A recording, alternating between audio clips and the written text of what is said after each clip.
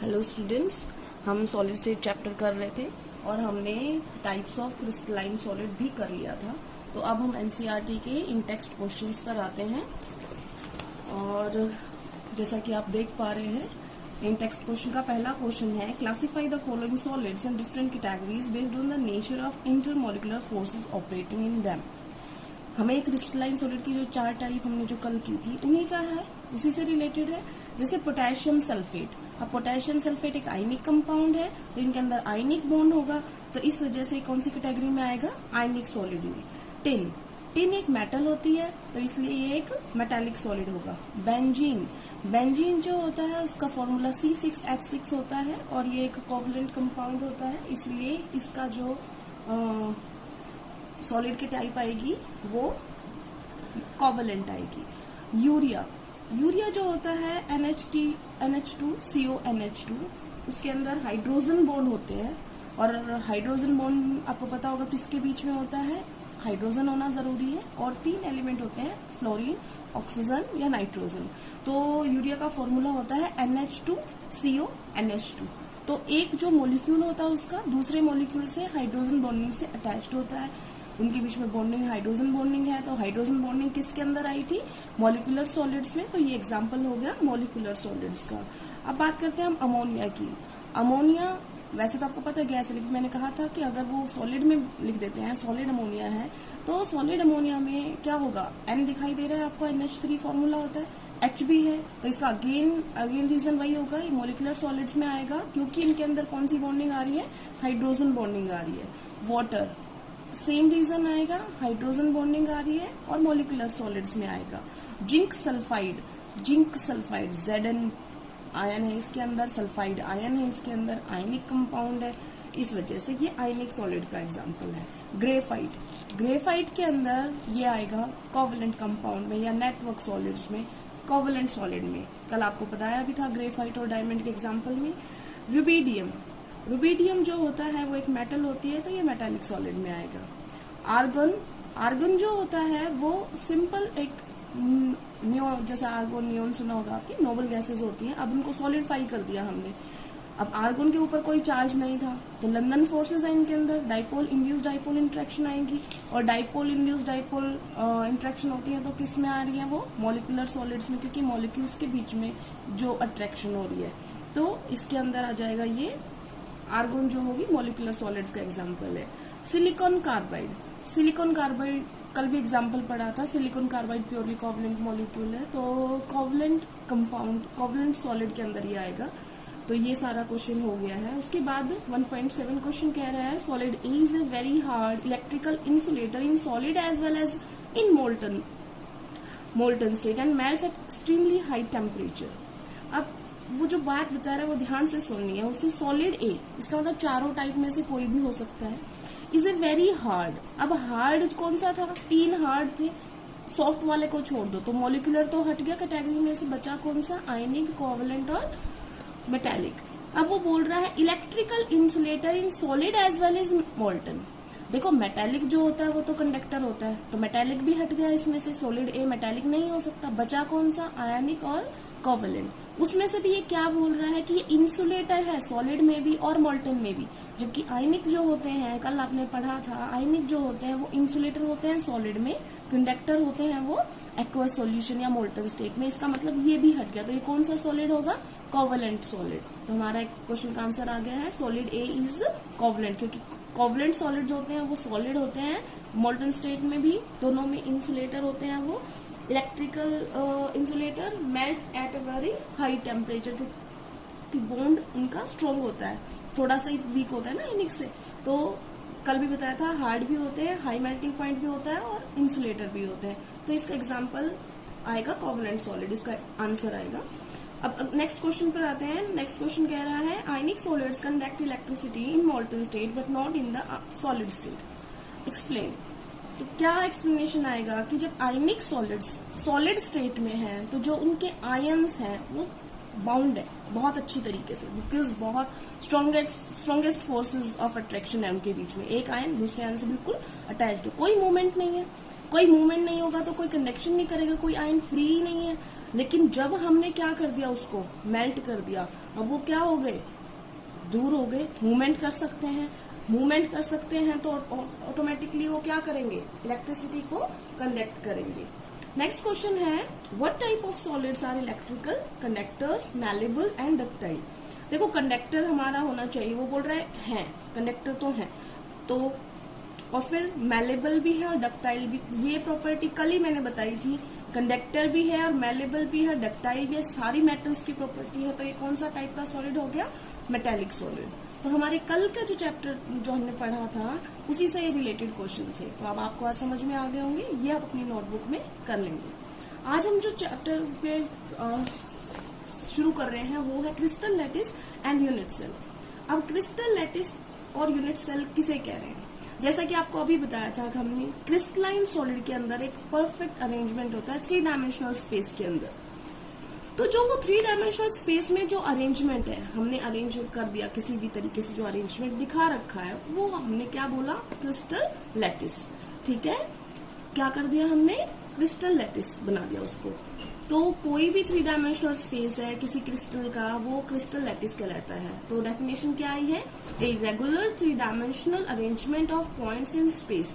Points किसको बोल रहा है, ये लैटिस पॉइंट्स को, जहां पे वो एटम, आयन या मॉलिक्यूल कोई होगा, in space is called crystal lattice. तो किसी क्रिस्टल के अंदर जो रेगुलर अरेंजमेंट है, एक पोर्शन ले लिया आपने, तो वो रेगुलर अरेंजमेंट कहलाता है क्रिस्टल लैटिस। फॉर एग्जाम्पल तुम ये समझ लो कि तुमने एक कमरे में खड़े हो, आप कमरा किससे बना है, दीवारों से बना है ना, चारों तरफ दीवारें हैं आपके, उन दीवारों का कोई भी एक छोटा सेक्शन ले लिया आपने, तो वो पूरा कमरा एक क्या है, क्रिस्टल, और उसकी एक छोटी सी दीवार का हिस्सा ले लिया आपने, वो क्या है, क्रिस्टल लैटिस, क्योंकि वही बार बार रिपीट हो रहा है और दीवार ऐसे की ऐसे बन रही है।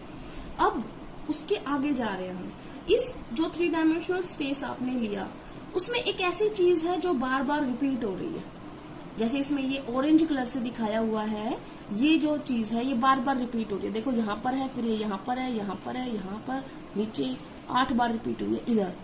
तो इसका मतलब क्या हुआ कि जो क्रिस्टल लैटिस में जो स्मॉलेस्ट चीज है जो बार बार रिपीट हो रही है, तीनों डायरेक्शन में रिपीट होके, उसे हम बोलते हैं यूनिट सेल। बात समझ में आई क्या, कि 3 डायमेंशनल स्पेस के अंदर जो हमने बताया था अभी क्रिस्टल लैटिस, उसके अंदर एक छोटी सी चीज है, सबसे छोटी चीज, स्मॉलेस्ट पोर्शन। तो unit cell is the smallest portion of a crystal lattice which when repeated in different directions generates the entire lattice. अब इसके हिसाब से अगर हम बताएं तो हमने जो एग्जांपल लिया था कि हमने एक कमरा लिया था, तो वो हमारा मान लो लेट इट बी क्रिस्टल, तो वो जो दीवार था हिस्सा लिया हमने, वो था हमने क्रिस्टल लैटिस माना था उसे। उस क्रिस्टल लैटिस में भी कोई चीज बार बार रिपीट हो रही है, दीवार में क्या क्या बार बार रिपीट हो रहा है, ईंट बार बार रिपीट हो रही है। तो जो ईंट है वो यहाँ पर क्या हो गई, एक यूनिट सेल हो गई, क्योंकि वो यूनिट सेल का काम कर रही है। वो यहाँ पर ब्रिक बार बार रिपीट हो रही है सारी डायरेक्शन में जाके, तब जाके वो क्या बन रही है, दीवार बन रही है। तो इतना समझ में आ गया, किसी भी क्रिस्टल का 3 डायमेंशनल स्पेस है वो क्रिस्टल लैटिस कहलाता है। और क्रिस्टल लैटिस के अंदर जो छोटा छोटा पोर्शन है जो बार बार रिपीट हो रहा है तीनों डायरेक्शन में मिलके, जो क्रिस्टल लैटिस बना रहा है, वो होता है यूनिट सेल। अब लैटिसेस की अगर बात की जाए कि देखो अरेंजमेंट तो किसी भी टाइप का हो सकता है, तो उतने ही लैटिस भी पॉसिबल है। कोई किसी तरीके से अरेंज हो सकता है, कोई किसी तरीके से अरेंज हो सकता है, तो अलग अलग लैटिस पॉसिबल है। तो कितने लैटिसेस पॉसिबल है, एक साइंटिस्ट से, फ्रेंच साइंटिस्ट, और उन्होंने इसको बताया था कि कितने हो सकती हैं स्ट्रक्चर्स। तो 14 पॉसिबल स्ट्रक्चर्स पॉसिबल है, लैटिसेस पॉसिबल है। तो कोई आपसे पूछ सकता है कि कितने लैटिसेस होते हैं, ब्रेविस लैटिसेस होते हैं 14। ब्रेविस साइंटिस्ट का नाम था, उसी के नाम से इनका दिया गया ये नाम। और लैटिस मतलब कितना अरेंजमेंट पॉसिबल है, तो they are 14 possible 3 dimensional lattice possible. ठीक है, अब बात करते हैं हम लैटिस में क्या क्या बात समझने लायक होती है। सबसे पहले हम मान लो इसी को मानते हैं कि इसमें क्या दिखाया जाए, जो आपको ये सर्कल से दिखाई दे रहे हैं, ये एक्चुअली कंस्टिट्यूएंट पार्टिकल्स की पोजीशन है, जिनको हम लैटिस पॉइंट कह रहे हैं। आपके इस पूरे चैप्टर में बार बार कहीं पर आएगा कि ये लैटिस साइट है, ये लैटिस पॉइंट है। लैटिस पॉइंट मतलब लैटिस के अंदर जो ये पॉइंट दिखाई दे रहे हैं, ये बता रहे हैं कि यहाँ पर एटम है, आयन है या कोई मॉलिक्यूल है। इसका मतलब ये कंस्टिट्यूएंट पार्टिकल्स की पोजीशन बताई जा रही है, ये जगह। उसके बाद जब ये हम कह रहे हैं कि ये और ये जो पार्टिकल है, इस लैटिस साइड जो है, एक दूसरे से ये अटैच्ड है इस लाइन से। एक्चुअल में ये लाइन नहीं होती, रियलिटी में नहीं होती, लेकिन हमें उसकी ज्योमेट्री पता करनी है। जैसे मैं आगे अगर अब मैं ये सारी लाइनें हटा देती तो आपको शायद समझ ही नहीं आता कि क्या बना रखा है, सिर्फ डॉट डॉट्स दिखाई देते। तो ये सिर्फ इसकी ज्योमेट्री बताने के लिए कि कैसी ज्योमेट्री है, ये क्यूबिक टाइप का है कि स्क्वायर है कि कैसा है, तो इस वजह से इसको हमने लाइनें दी हुई है। तो जो लैटिस पॉइंट ज्वाइन किए गए हैं इन स्ट्रेट लाइन से, ये सिर्फ किस लिए है, इनकी ज्योमेट्री बताने के लिए। ठीक है, तो क्रिस्टल लैटिस में हमें पता चल गया ये जो पॉइंट्स हैं ये लैटिस पॉइंट या लैटिस साइट कह सकते हैं, जहां पर कोई सीपी एग्जिस्ट करेंगे, और जो ये लाइनें हैं ये सिर्फ इसकी ज्योमेट्री बताने के लिए है। अब बात करते हैं हम यूनिट सेल की, वो हम कर चुके पहले से। वो स्मॉलेस्ट पोर्शन जो बार बार रिपीट होकर क्रिस्टल लैटिस बनाएगा, that is called unit cell. अब जो यूनिट सेल होती है इसके 6 पैरामीटर होते हैं, ये हम बना लेते हैं। जो यूनिट सेल होती है उसके कितने पैरामीटर होते हैं, 6 पैरामीटर्स होते हैं। 6 पैरामीटर्स किस हिसाब से बताए हैं, जैसे फॉर एग्जाम्पल आपने क्यूब देखा होगा कोई, हम सिर्फ क्यूब का एग्जाम्पल ले रहे हैं, वैसे 7 टाइप्स की होती है यूनिट सेल, लेकिन हम क्यूब का एग्जाम्पल ले रहे हैं। तो मान लो मैं एक बना लेती हूँ क्यूब, सिंपल तरीका है, 2 स्क्वायर बनाए और जोड़ दें उनको। ठीक है, ये हमने बनाया। तो अब जो ये बनाया है इसमें देखो, ये साइड एक साइड, ये तो सारी पैरेलल वाली तो सेम ही साइड होंगी ना, तो इसका मतलब कितनी साइड्स आएंगी, ऐसे कितनी साइड्स आएंगी, 3 साइड्स आएंगी, एक ये और एक ये, तो 3 साइड्स हैं, उनको हम बोलते हैं ए, बी और सी, और 3 ही एंगल्स हैं। 3 एंगल कैसे, देखो जो ये एंगल होगा वो यही एंगल होगा पीछे, इसी तरीके से एक ये एंगल अलग है और एक ये एंगल अलग है, ये और एक ये, तो एक एंगल हो गया अल्फा, एक हो गया बीटा और एक हो गया गामा। तो 3 एंगल्स हैं, अल्फा, बीटा और ये गामा। तो ये 6 पैरामीटर्स होते हैं यूनिट सेल के।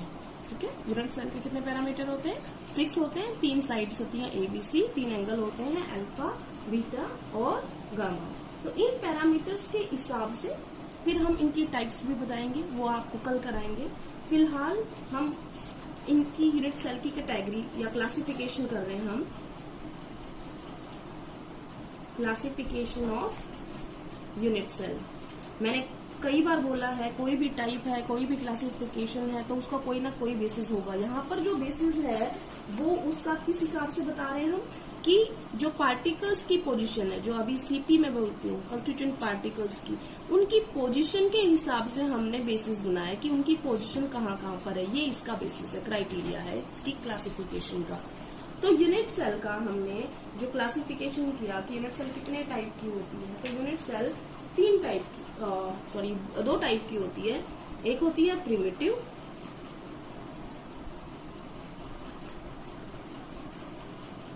प्रिमिटिव यूनिट सेल का मतलब है कि पार्टिकल्स सिर्फ कहाँ पर हैं, कॉर्नर्स पे हैं, ओनली एट कॉर्नर्स। तो इसका मतलब ये अगर ये अपनी यूनिट सेल मान ली, तो कॉर्नर्स कहाँ दिखाई दे रहे हैं आप बता सकते हैं, 1 2 3 4 5 6 7 और पीछे रह गया एक 8।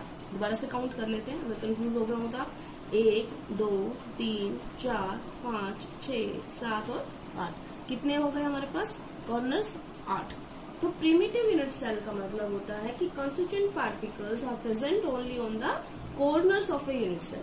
ठीक है, सिंपल भी बोल देते हैं इसको, प्रिमिटिव की जगह पे कई बार क्या बोल देते हैं, सिंपल यूनिट सेल। तो दोनों का एक ही मतलब है, इतना समझ में आ गया। उसके बाद जो दूसरी टाइप है हमारी, ये पहली टाइप थी, ये दूसरी टाइप है। जो दूसरी टाइप है वो होती है centred unit cell. Centred unit cell का मतलब क्या होता है कि अगर एक यूनिट सेल, उसके पास कंस्टिट्यूएंट पार्टिकल्स की जो पोजीशन है वो कॉर्नर्स के अलावा किसी और जगह पर भी है, इसकी किसी भी सेंटर पे है, तो फॉर एग्जांपल किसी और जगह पे कैसे मान लेते हैं, ये मोस्टली होता है 3 टाइप का होता है। ये सेंटर्ड को हमने 3 टाइप माना है, जैसे एक होता है बॉडी सेंटर्ड, एक होता है फेस सेंटर्ड, और तीसरी टाइप होती है एंड सेंटर्ड। तो बॉडी सेंटर्ड का मतलब क्या है कि कॉर्नर्स पे तो है ही, प्लस में कहाँ होगा, वन बॉडी के सेंटर में। अब बॉडी सेंटर का मतलब क्या हुआ, फॉर एग्जाम्पल ये पूरा ब्लॉक है, इसके यहाँ कहीं अंदर बीच में, जैसे तुम ये समझ लो तुम्हारा जो कमरा है अगर वो यूनिट सेल है तो उस कमरे के बिल्कुल बीच में हवा में कोई मॉलिक्यूल घूम रहा हो, कोई एटम घूम रहा हो वहीं पर, तो वो होगा बॉडी सेंटर्ड। कॉर्नर्स प्लस में एक बॉडी के सेंटर पे। तो अब कितने पार्टिकल हो गए टोटल, अगर पार्टिकल्स मैं पूछूं आपसे तो 8 तो कॉर्नर्स पे थे, 8 कॉर्नर्स होते हैं, प्लस बॉडी का सेंटर तो एक ही होगा, 10 तो होंगे नहीं, तो इसका मतलब 8 + 1 कितने हो गए टोटल पार्टिकल्स, 9 हो गए। इसे बनाने के लिए हमें 9 पार्टिकल्स की जरूरत पड़ेगी। तो कोई एक आधा एग्जाम्पल जैसे मैं आपको दिखा दूं बॉडी सेंटर्ड का, तो देखो ये होता है, ये हमने एक एग्जाम्पल दिखाया बॉडी सेंटर्ड का। देखो 1 2 3 4 5 6 7 8, 8 तो कॉर्नर है, प्लस में ये क्या है एक बॉडी के सेंटर पे, तो ये हो गया बॉडी सेंटर्ड का एग्जाम्पल। अब हम बात कर रहे हैं फेस सेंटर्ड का एग्जाम्पल। अगर आप इसे बनाना चाहो तो सिंपल है, मैंने पहले भी बताया था बॉडी सेंटर को बनाने के लिए 1 2 3 4 5 6 7 और 8 और एक बॉडी के बीच में, तो ये हो गया हमारे पार्टिकल बॉडी सेंटर्ड के। अगर मैं फेस सेंटर्ड की बात करूं तो 8 तो कॉर्नर पे रखने ही है पार्टिकल, प्लस फेस के सेंटर पे रखने। अब आपको ये पता होना चाहिए कि फेस किस बात को बोल रहे हैं, जो तुम कमरे में खड़े हो जिस कमरे में कितनी दीवारें आपको घेर रही हैं, कमरा है तो कमरे में कितनी दीवारें हैं, या आप इसको याद कर लो, कोई डाइस देखा होगा आपने, डाइस में कितने ये वाले प्लेन होते हैं। तो एग्जाम्पल फॉर एग्जाम्पल इसी की बात करें तो देखो कितने फेस हैं आपके, एक तो ये रहा, ये एक दीवार, ये पीछे वाली दूसरी, तीसरी, सामने वाली चौथी, पांचवी और छठी, 6 है। अगर फिर भी नहीं समझ में आ रहा है तो हम एक एग्जाम्पल ले सकते हैं। हम एग्जाम्पल ले रहे थे तो देखो हमने ये बॉक्स लेके आए हैं, तो अब इसमें हम मुझे पता करने पहले कॉर्नर्स। तो कॉर्नर्स क्या हुए, 1 2 3 4 5 6 7 और 8। और अगर बॉडी के सेंटर में होता तो कहीं इसको खोल के हम अंदर पार्टिकल रखते, तो वो होता बॉडी के सेंटर में। अब हम बात कर रहे हैं फेस की, तो फेस पता करने हमें, तो कॉर्नर्स पे तो पार्टिकल रख दिए, प्लस कहाँ रखने हैं, फेस के सेंटर पे। तो फेस का मतलब क्या हुआ, ये एक फेस हुआ, फिर एक ये, फिर एक ये, एक नीचे और एक साइड में और एक साइड में। काउंटिंग करें, 1 2 3 4 5 और 6, कितने फेस हो गए, 6। तो 6 फेस के सेंटर पे पार्टिकल रखना है। तो कहाँ पर, ये फेस है ना, तो इसका पार्टिकल का सेंटर कहाँ पे आएगा, ये इसका फेस का सेंटर है, तो पार्टिकल की पोजीशन ये है, एक यहाँ, दूसरा, तीसरा, चौथा, पांचवा, चौथा, ठीक है। तो ये हो गया हमारा फेस का सेंटर।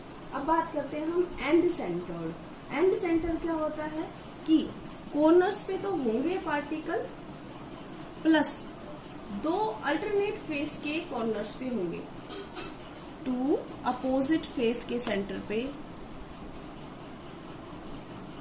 या आप ये कह सकते हो अल्टरनेट फेस के सेंटर पे। अब इसका मतलब क्या है, मतलब समझा दे, कॉर्नर 8 कॉर्नर्स, 1 2 3 4 5 6 7 8, वो तो हो गया समझ में। 2 अपोजिट फेसेस, तो अपोजिट फेसेस तो आप ये लगा लो कि अगर मैंने पार्टिकल की यहाँ रखा है एक, तो एक कहाँ आएगा, ये इसका अपोजिट है, दूसरा, बस।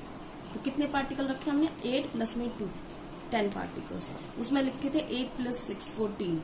तो यहाँ पर दूसरा भी क्या लिखा है, कई बार बच्चों को कंफ्यूज करने के लिए ये दे देते हैं कि अल्टरनेट फेस सेंटर पोजीशन है। तो अल्टरनेट फेस का मतलब क्या है कि एक फेस पे रखना है पार्टिकल और दूसरे पे नहीं रखना।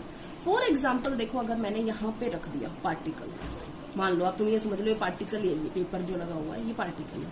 अगर पार्टिकल मैंने यहाँ पे रख दिया तो इसके साथ वाले में नहीं रख सकती, तो इसके साथ साथ कौन कौन है, देखो ये इसके साथ है, इस पे नहीं रख सकती, ये इसके साथ है, इस पे नहीं रख सकती, ये इसके साथ है, नहीं रख सकती, ये इसके साथ है, इसके साथ कौन सा नहीं है, इसके साथ वालों को छोड़ दो तो सिर्फ एक ही तो बचा, ये।